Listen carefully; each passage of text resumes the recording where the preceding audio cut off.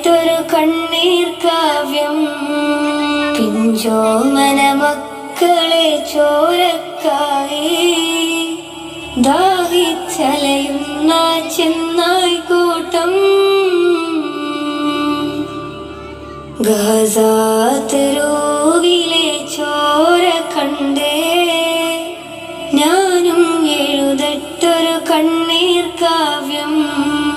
പിഞ്ചോമന മക്കളെ ചോരക്കായി ദാഹിച്ചലയുന്ന ചെന്നായി കൂട്ടം. മരിച്ചത് ഞാനല്ല നീയാണ് മുസ്ലിമേ. ഫാസിസ തടവറയിൽ അടിമയായി നിൽപ്പോ നീ എന്ന് തീരും ഈ കണ്ണുനീരിൻ മോചനം